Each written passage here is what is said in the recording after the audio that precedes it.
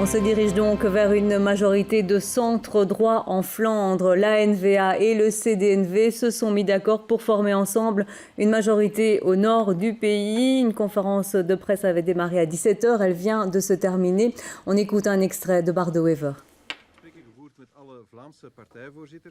J'ai parlé avec tous les présidents de partis flamands et abordé différents dossiers. J'ai entendu quels étaient les desiderata les plus importants à propos des thèmes flamands de la prochaine législature.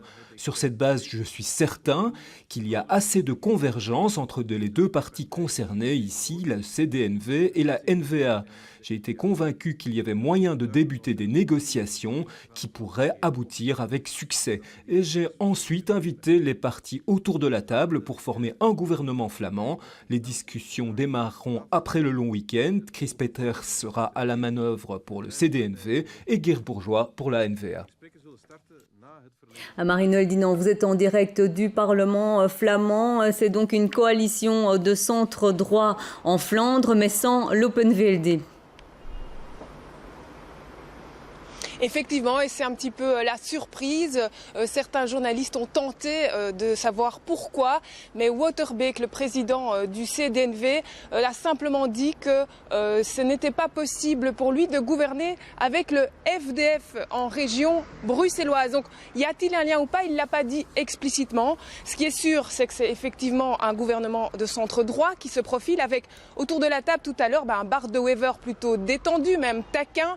À ses côtés, il y avait Geert Bourgeois pour la NVA également, et puis Chris Peeters ainsi que le président du CDNV Waterbeek, que je viens de le signaler. Alors, est-ce une réponse à l'accord francophone que la région flamande ici accélère un petit peu le mouvement, en tout cas donne le sentiment de vouloir avancer?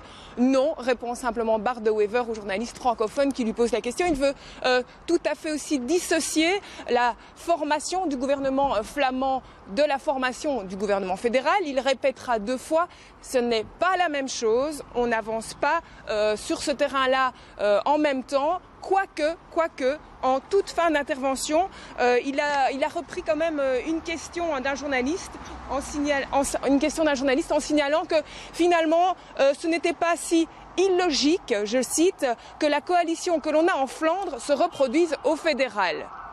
Et Marie-Noëlle, sait-on déjà à ce stade qui sera ministre-président de la Flandre ? Non, à ce stade, bien les personnes présentes autour de la table qui vont maintenant discuter évidemment de la formation de ce gouvernement, des postes de chacun, eh bien, ils veulent d'abord discuter du fond. Leur priorité, c'est l'emploi, c'est la création d'emplois en Flandre et puis la prospérité économique, ou encore répéter les ministres, les hommes politiques présents autour de la table. Et donc, quant à savoir qui, malgré que Bart de Wever évidemment a fait un score exceptionnel, qui prendrait la tête de ce gouvernement flamand, pour le moment, c'est motus et bouche cousue.